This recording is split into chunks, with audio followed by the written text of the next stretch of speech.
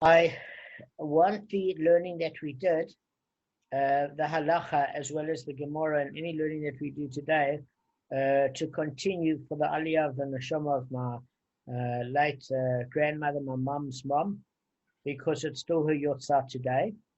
And Kevin, just have in mind your learning is also for the aliyah of my grandmother. Really appreciate it, really. For Viva Bat Robert, Audrey Berman. And I'm sure she's getting nachas out of us learning here today. Record on. Got a lot to cover. Okay. Must I start or you want to start first? No, start. Just. Okay, but we need to. Okay, but I want you to call out the people for refuah. Okay, so this halacha is going to be for refuah for Shifra Simcha Bat Yeta and for who else? The other two I found. The other two are Galia Bat Sarah and Sarah Bat Tobiah. Yeah. Okay. And others who require refuah shlema. Amen. Okay, so continuing with the theme of cooking, mevashel, and we go on to hot liquids now. In order to specify which types of food may be mixed with hot liquids, the following terms are used. A kli rishon, which literally means a first utensil. The pot or kettle in which the contents are cooked, whether or not it is on the flame or other source of heat. The second one, a kli sheni, the second utensil or vessel. This utensil receives contents poured from the first the vessel, the kli rishon. For example, a cup of hot water poured from a kettle. Okay, so the kli rishon's the source that directly gets the heat directly. It gets heated directly. So a kettle's a kli rishon, a cup is a kli sheni. And the third one, a kli shlishi, which is the third utensil. This utensil receives the contents from the kli sheni. So it's poured from the second utensil into this one, into the third one. Okay, so that's what we're discussing. So before we discuss it, obviously it's not going to be as hot in the second and the third compared to the first. So it may not cook, so it may be allowed. I'm just preempting what it may say here. So that's, anyway, let me just give me 1 or 2 points here, then we'll continue next time. What may be put into a kli rishon when it is on the flame, or what may be put into a kli rishon when it is on the flame or other source of heat? The answer is nothing.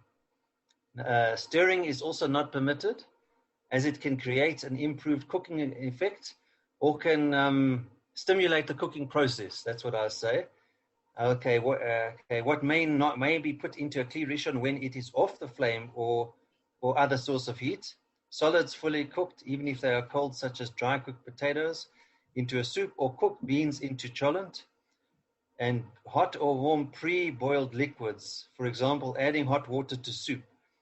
Ladles dipped into soup must be clean and dry when inverted for the first time.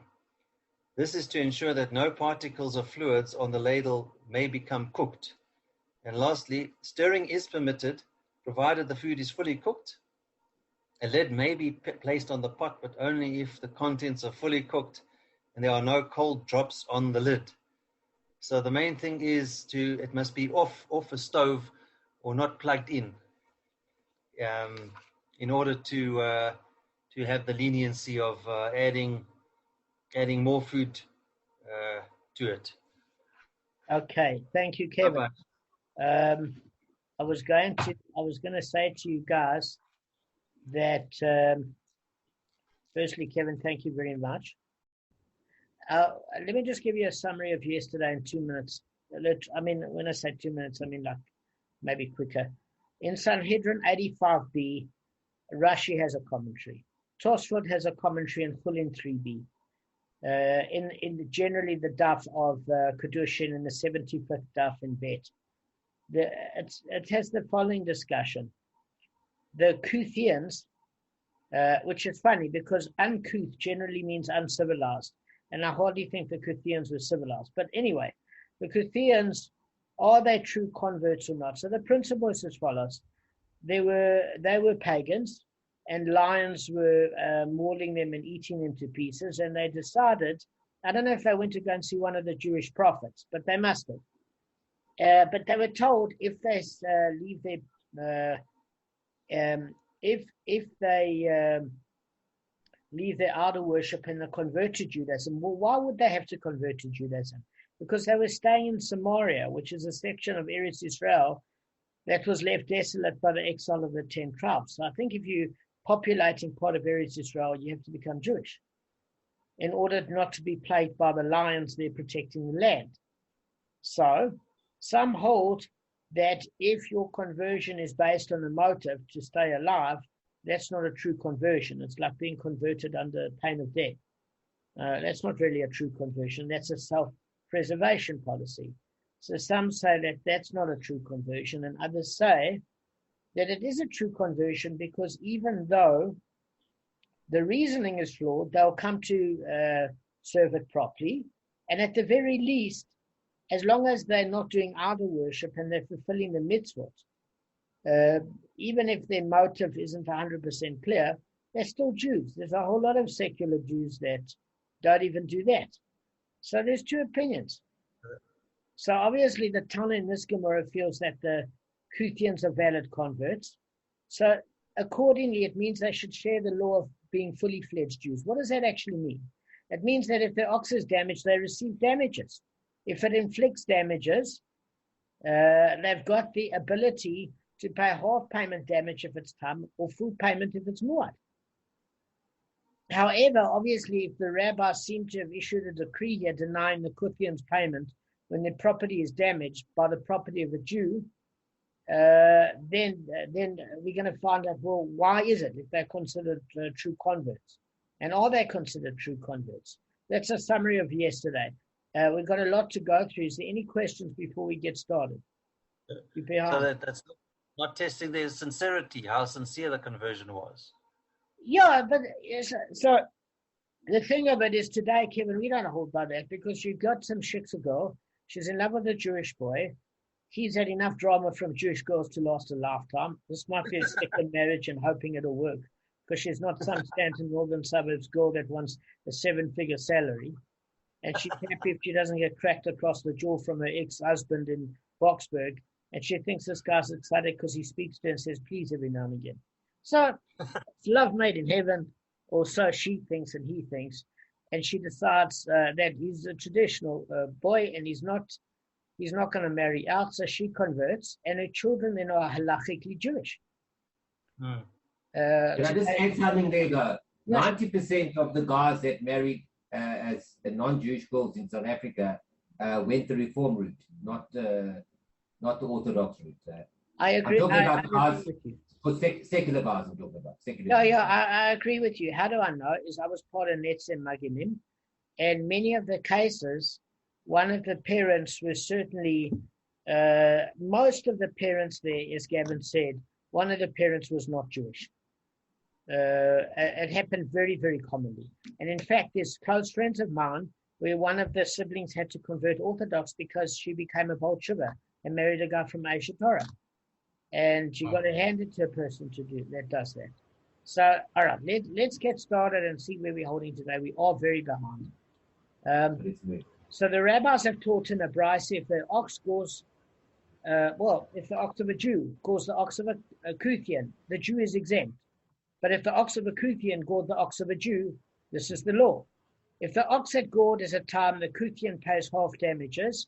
But if it's a muad, the Kuthian pays full damages. Okay, so obviously here, whoever's the ton of this brisa, we know is what? They believe that it was even if it wasn't a sincere conversion, it's a valid conversion. It's valid. They didn't return to their pagan ways. They kept the mitzvot.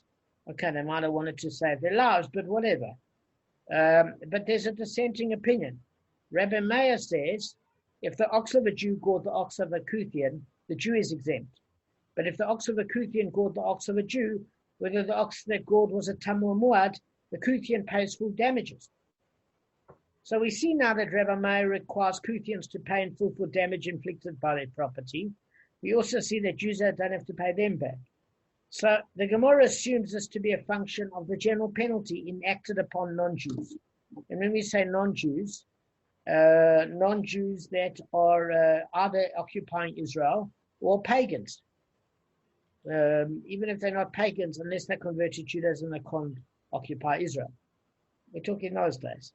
The Gemara demonstrates. Just 1 second. I just want to add something. I just think that they wanted them to convert for one of the reasons. I think also you can't really grow land there. I mean, you can't grow fertile land unless you're Jewish, once the Jews have moved in. So I think that's one of the reasons as well.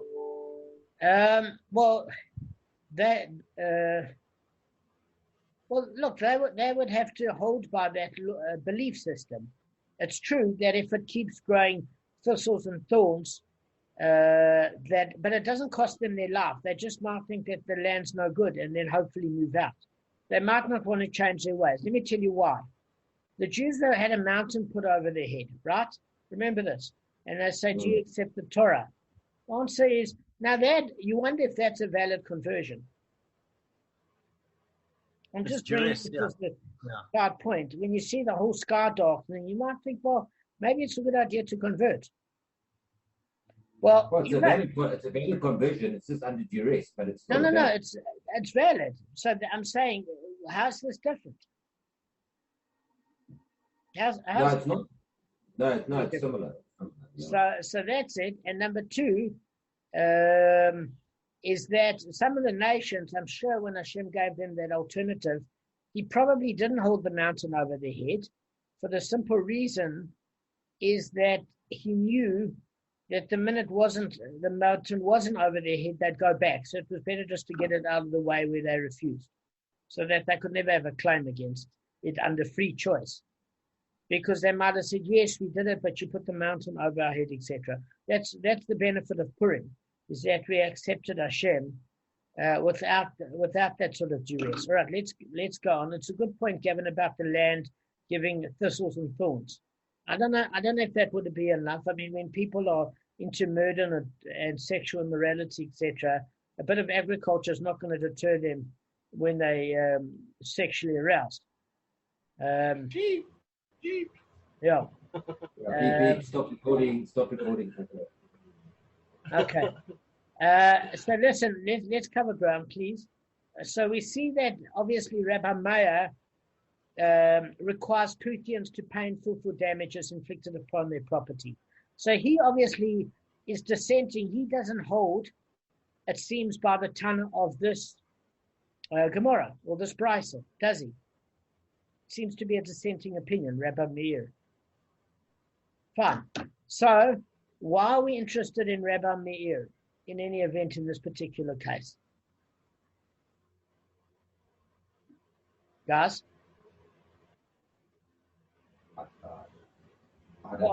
I mean, firstly, he's a very, very powerful Tana, but also he's written many of the brises that deal with these sort of issues. So Rav Meir regards Kuthians as non-Jews. The Gemara demonstrates that this is contradicted by another of Rabbi Meir's rulings. Because is this to say that Rabbi Meir holds the Kuthians are lion-inspired converts, whose conversion wasn't legally valid and who are therefore regarded as non-Jews? But this contrasts, the Gemara said, with the following Mishnah. All uterine blood stains found on garments that come from Rechem are tahor. For the majority of the people of Rechem are non-Jews. I'm going to explain to you what this means now. But Rehuda rules them tamei. So what we're saying is, hang on a second. Rabbi Meir, in this particular brisa, seems a dissenting opinion from what the Tana Kamma says of the brisa, meaning that Kuthians are considered. Rabbi Meir says Kuthians are not considered valid converts, but it's saying there's a problem because in a separate Mishnah he does consider them converts. Let me just see if I've got the Mishnah. Okay, it's in Mishnah Nida 36b, Gavin. Okay, so he in that Mishnah Nida talks about Arthur. You know what Nida talks about? Nida. It's when a wife is prohibited to her husband because she's at a menstrual cycle. That's what it deals with primarily. So all uterine blood stains found on garments that come from Rechem from the nation of Rechem are tahor, pure. For the majority of Rechem are non-Jews. Okay? But if the blood stains, but Rav Yehuda rules them tamei, which is pure, because they, the residents of Rechem, are converts to Judaism who are presently erring in their religious observance. So we've got two opinions. Rabbi Meir, that says he considers them Jews because, Rabbi Meir that considers them non-Jews, and Rabbi Yehuda that rules them Tameh, which means that he considers them Jewish. They're not Gentiles. So if the garments come from among non-Jews, they are tarhor. If they come from among Jews, they and from among the Kuthians, Rabbi Meir rules them tamei, but the sages rule them tahor. Regarding both these groups, they're not suspect regarding their stains. Okay, do you all have it clear, or do you want me to explain it in an easier way? No, I understand. I went through this. I remember this part. Damon. Yeah? You said they tahor because non-Jews can't become tamei. There's no. Is that what you said? Only Jews can become tamei. All right. So there's a difference between blood stains and actual menstrual emission. Are you talking about the? I thought you were just generally. You're talking about tamei and tahor. Okay. All right. So let me just explain the simple one before I get a little bit more complicated. On a simple level, if you look at dried blood stains on the clothing, okay, it is tamei. It's impure if it comes from a Jewish woman. Bless you. But it's pure if it comes from a non-Jewish woman. Why? Because we're saying that the level of impurity is because of the potential of a Jewish life that never came to fruition. And therefore that drop of spiritual elevation where the mother could have been pregnant with a Jewish neshama, compared to that high level of elevation, the minute she has a menstrual cycle, that potential for that child in that cycle has been lost, and therefore she drops in level of holiness to where, compared to where she was when she could have fallen pregnant, means that she's in a state of impurity now.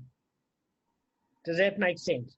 Because with a non-Jew, that even if they're pregnant, their child has the capacity to do good deeds, etc., but it's not in the same level of elevating the mundane to the holy of a Jewish person, and therefore whether there's an actual potential for a child or that potential never comes to fruition, it's not going to drop her level because the level isn't escalated as a result of who being pregnant.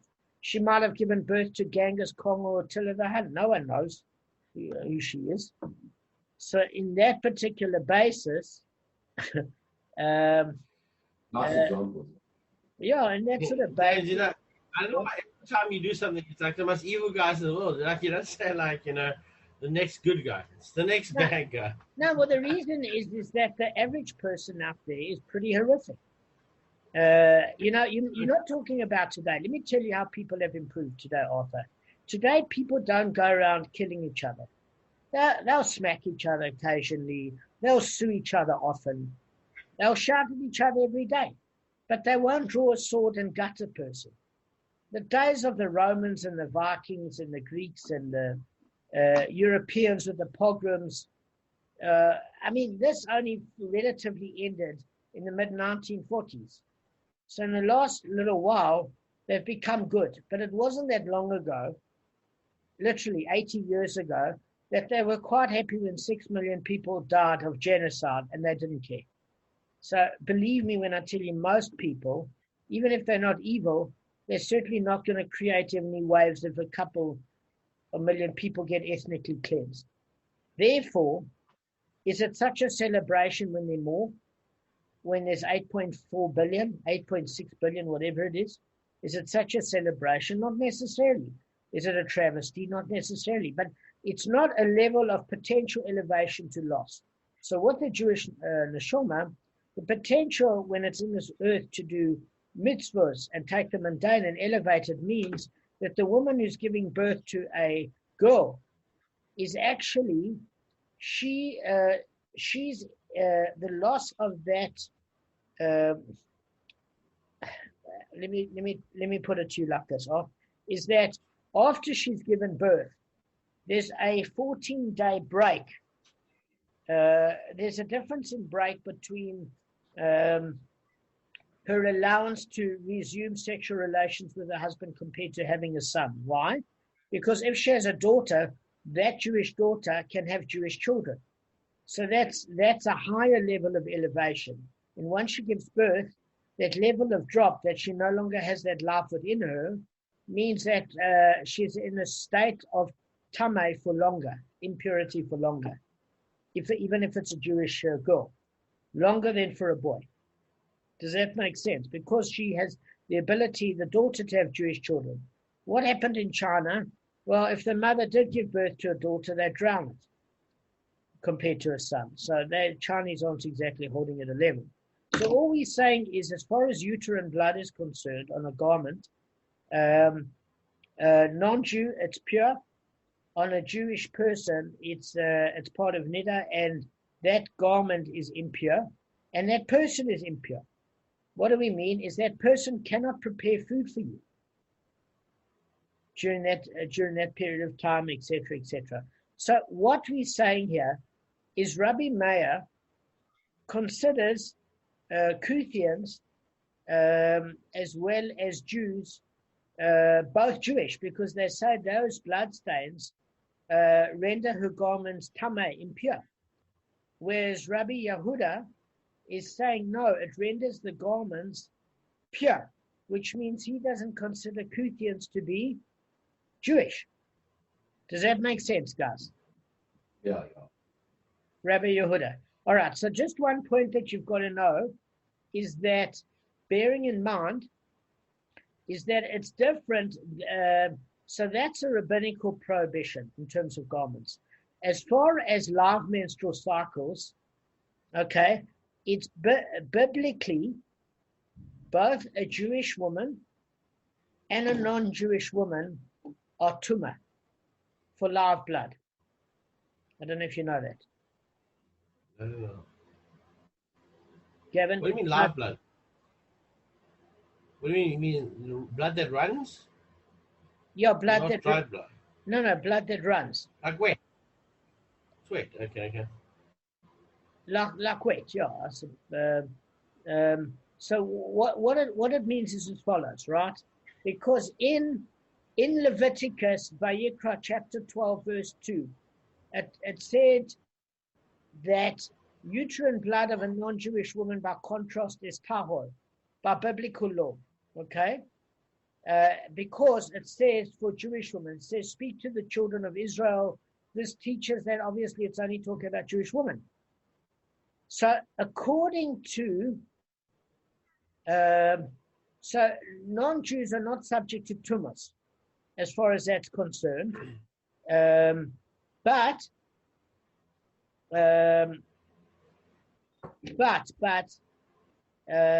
rabbinical law does impose tumah even on the blood of non-Jewish women, not biblical law. Okay, so this is the story. Biblical law states that only Jewish women during actual blood discharge are considered tumah, and non-Jewish women are not. According to rabbinical law, okay, the blood that runs, active blood, is prohibited for both a non-Jew and a Jew. As far as blood stains are concerned on garments, it's rabbinical only for being Jewish. So this case of Rabbi Meir. If it's running, is it the same level, regardless whether you're Jew or not? It's the same level. Only rabbinically, not biblically, not derisa. So it has implications. It has implications. So we're talking of now blood-stained garments. So Rabbi Yehuda says, listen, blood-stained garments and the non-Jewish garments are tahor, they're pure. There's no sanctity. That was loss of potential. And Rabbi Meir said the Kuthians are considered like Jews in this regard, where it's considered tumah, impure. Okay? But it starts off by talking about garments that come from Rechem or tahor, are pure. So that the nation of Rechem are considered non-Jews. Okay. Now, why are they considered non-Jews, even though they're converted? Because, why do you think, guys? I haven't read this one. I'm not sure. Why are they considered non-Jews? Yeah, why are they considered? Well, look, the majority of Rechem's population was Jewish. Okay, it's a place. Rechem is a place. It's not a nation. But most of them, like it was mixed. The place of Rechem were Jewish and non-Jewish. But all of those non-Jewish people in Rechem were converts to Judaism. But what happened is they abandoned their Jewish observance. They were heretics, but they remained Jews. Does that make sense? What did they abandon? Both the oral and the written Torah, both? Well, in a certain degree, it doesn't matter, because if you abandon the oral Torah, then you're not keeping Shabbos, are you? In fact, even stricter than that, I covered it somewhere in a drosh, that if there's one item in the whole Torah that you don't agree with, or one mitzvah that you don't agree with, then you can throw the whole Torah out. Correct. Because you have to keep the whole thing. You can't pick and choose. Correct. So we see from here that he rules Kuthian garments Tameh, that Rabbi Meir holds that Kuthians are true converts. So this seems to contradict his position. So it doesn't. Why? Because there's a difference, and I just want to discern it. It doesn't mention this in the Gemara, but it's something I want to discern. If you convert and you don't have pure motives, but you're keeping Kev, are you falling asleep? Mm-hmm. If you convert because lions are chasing you and you want to save your life, but you end up keeping the mitzvot, Rabbi Meir would seem to hold that you're a true convert, even if your reason for conversion is bad, if you haven't broken the observance. But Rabbi Meir says the people of Rechem that were converts are not considered Jews because they broke their observance. So he seems to hold, from what I'm seeing, is that it's not about whether it's a valid conversion because your intention is good. Validity has to do with observance, not about your rationale for converting. Whereas Rabbi Yehuda, well, certainly Rabbi Yehuda considers the people of Rechem to their garments to be tahor. So that's pretty straightforward. Okay, so let's just go on. We need to cover a little bit of ground. So then we're asking, how does Rav Meir have a conflict? Because in our particular brisa, he said that Kuthians have to pay full payment damages, and if the Jews damage them, they don't have to pay them back.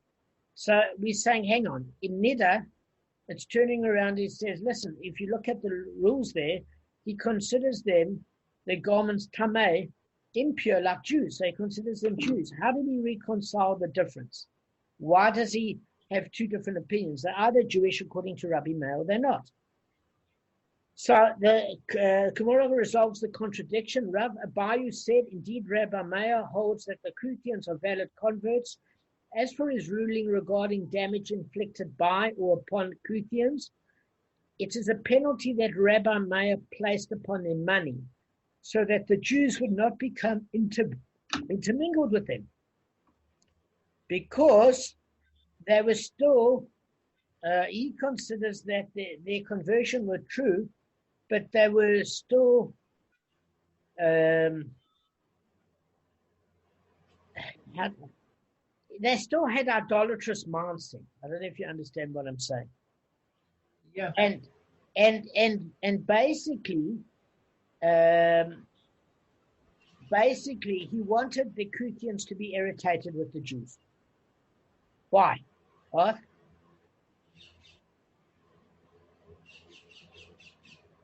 No, I want to be able to. Well, so that's drop out. Well, he didn't want us to marry Kuthian daughters and end up intermingling, because if their conversion was based on a motive of self-preservation, they were still valid in their observance, but you couldn't hold them at a decent level where you would want to mix with that sort of mindset. So if you were irritated with somebody because of their unfair payment practices, it's very unlikely that you want to spend any quality time with them. And that was Rabbi Meir's intention. All right, let's go on quickly. Arthur, what do you want to say? We just need to cover a lot of ground. I was just going to say, if I look at my brother-in-law, right, his father converted so that his kids wouldn't have to convert, because his kids were Christian from the first marriage, right, but they were under the age of 13. And he wanted to convert so they wouldn't have to go through the whole thing, you know, when they turned 10, so they could have the bar mitzvah. And look at the one side. The one side's like Shalom now is like a rabbi living in Washington. Okay, the other side went the other way. So you never know what's going to happen. And secondly, Hashem, if he wants you to convert, he'll send you a breeze, he'll send you a hurricane, depending on what he needs. If he wants you to convert personally, because he controls the world. We just follow along. Correct. You're 100% correct. 100% correct. Kev, I need you for a little bit. Sorry, mate. So, Rabbi Zera questions this based on the following Mishnah. There are the Ne'aros who are entitled to a fine if they forcibly violate it. If one violates a Mamzeres or the sinner or a Kuthian, he must pay the fine. So what are we actually saying? Is that it's forbidden to marry a Mamzeres. You know what a Mamzeres is, Arth? Like a mamzer. Yeah, it's somebody that was married, that had a child out of wedlock. Yeah. An unlawful union. Yeah. And also if a Cohen marries, if I marry a girl that's not kosher for me, my kids are mamzerim as well. Yeah.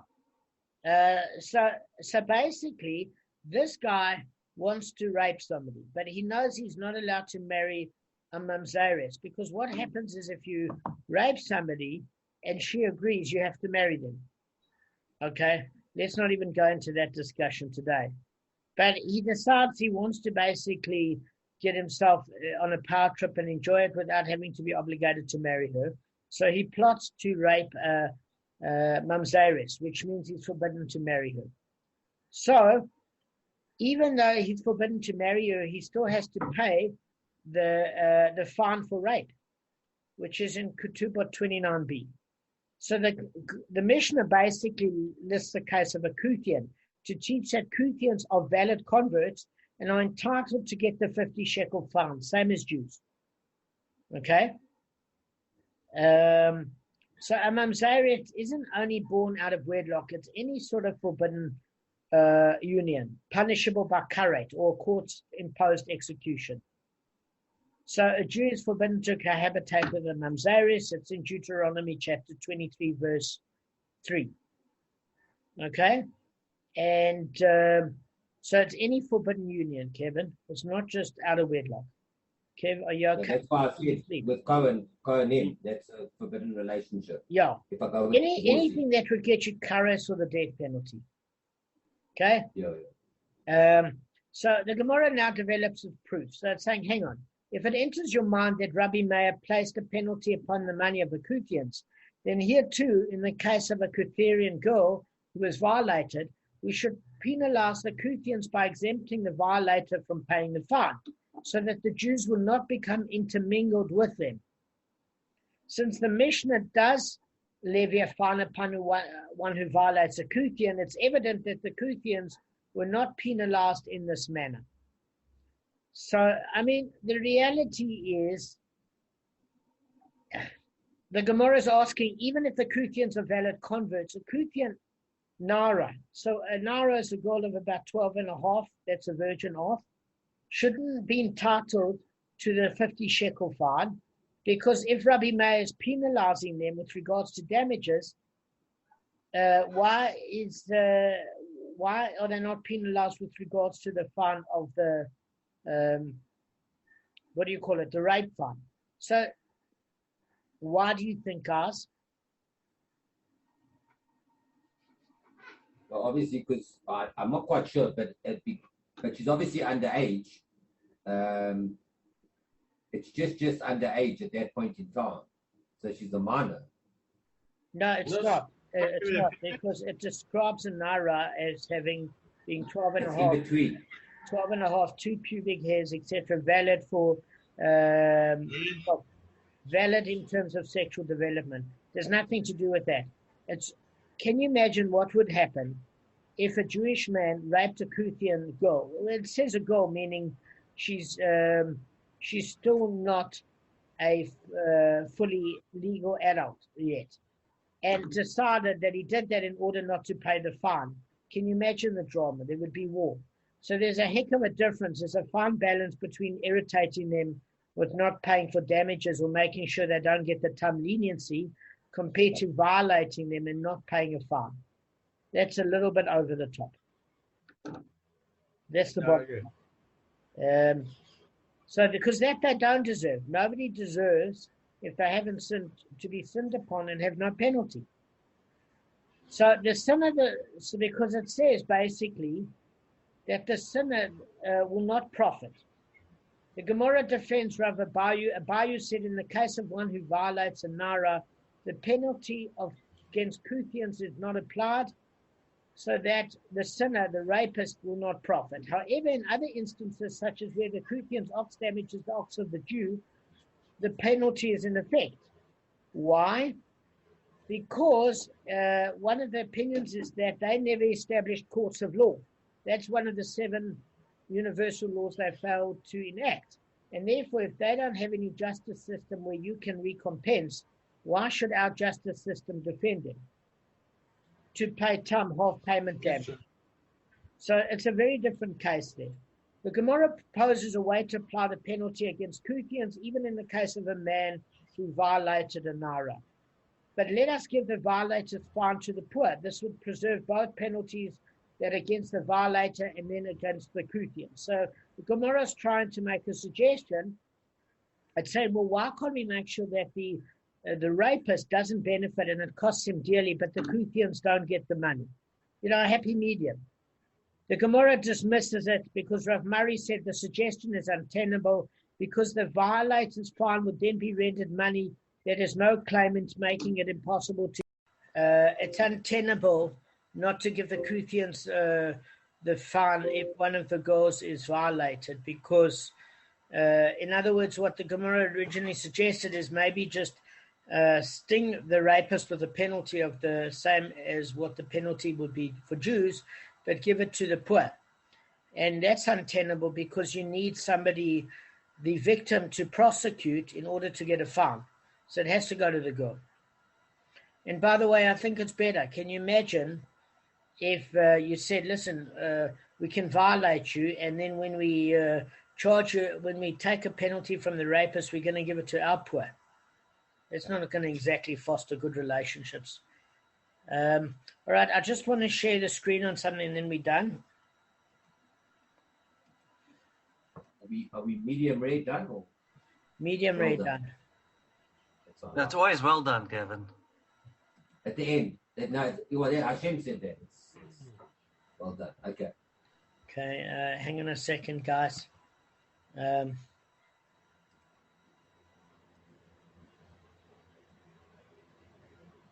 Just want to share my screen.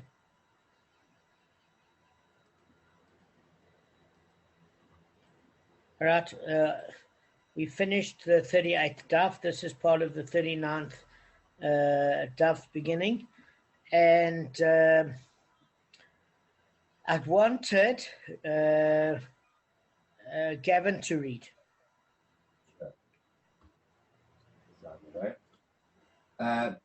If the ox of a competent person or the ox of a deaf mute, a deranged person or a minor, the owner is liable.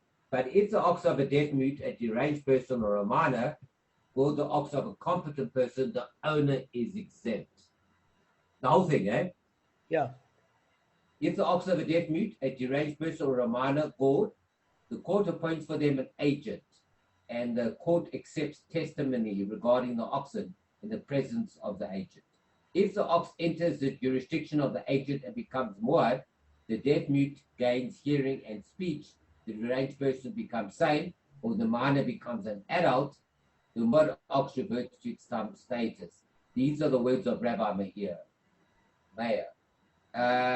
But Rabbi Yossi says the ox remains in its present muad state. An unrelating ruling, an ox of the arena that killed a person is not liable to death.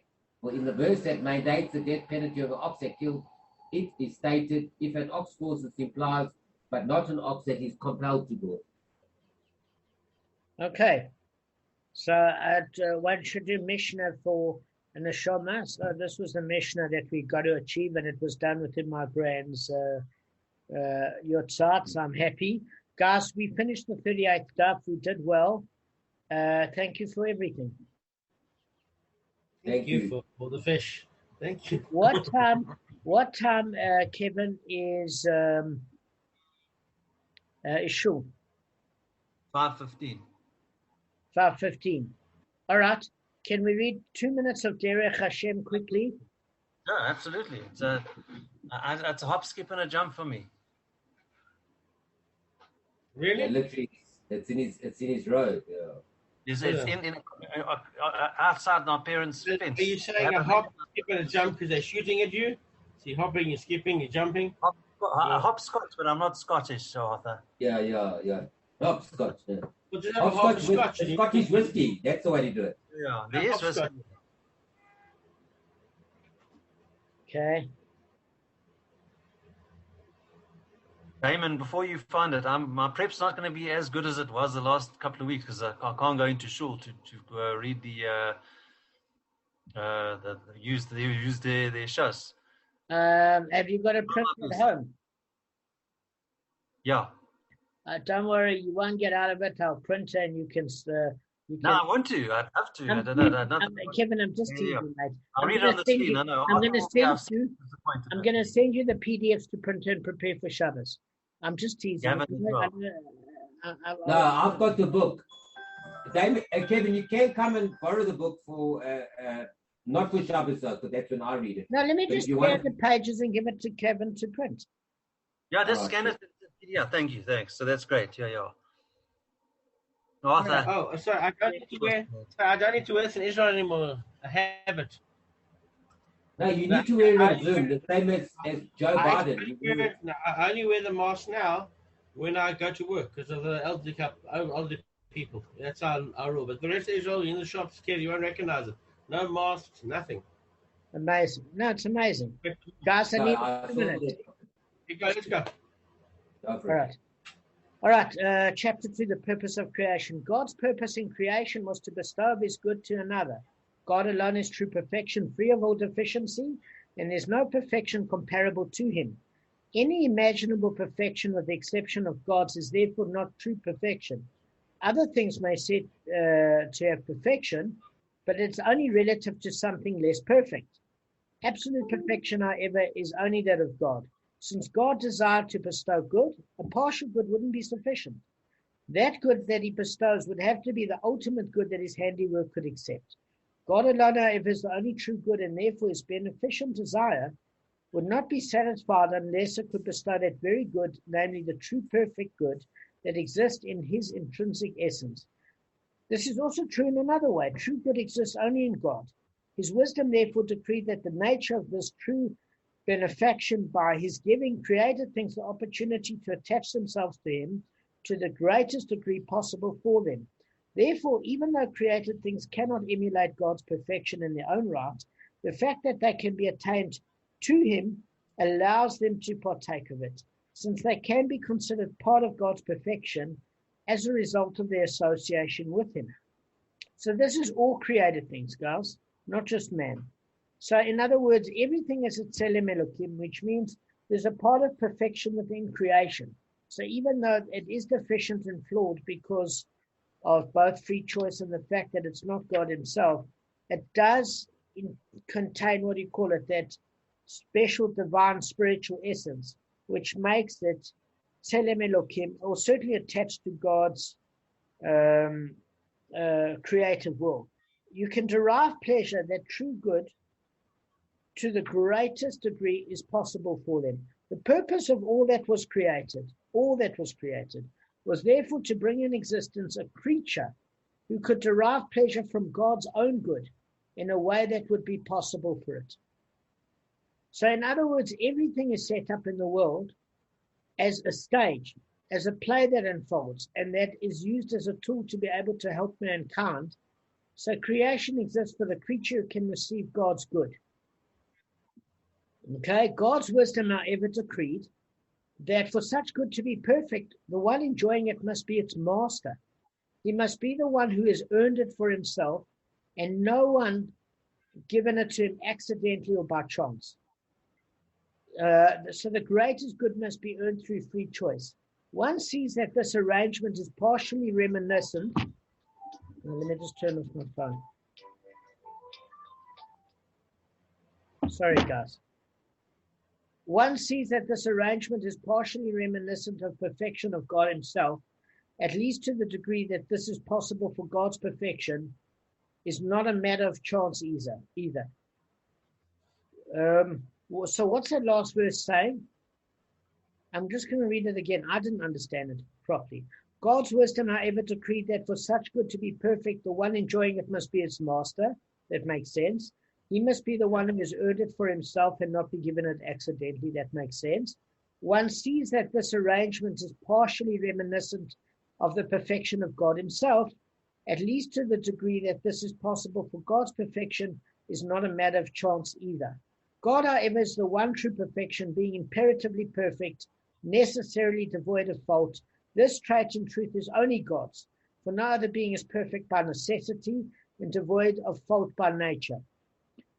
Still, in order for a created being to come to resemble God to some degree, it's necessary that it at least learn that perfection can be earned, even if it's not an imperative part of its being, and it must avoid the deficiency that is not precluded by its nature.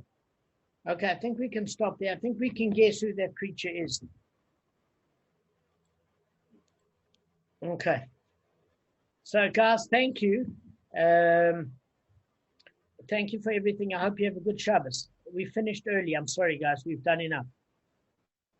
Yeah, Stark. And we obviously wish you a long life for your grandmother. Damon, your grand's getting a lot of nachas from her grandson. All the Torah being learned, and she's growing past the light of what that you're creating for her. Thanks, Kev. And you know what? I am very happy that you're not part of our Yahrzeit group this week. It gives me great joy that you're an exception. It's a club we don't want you to join. You can join the tomorrow show, but 120. Amen. Yeah, amen.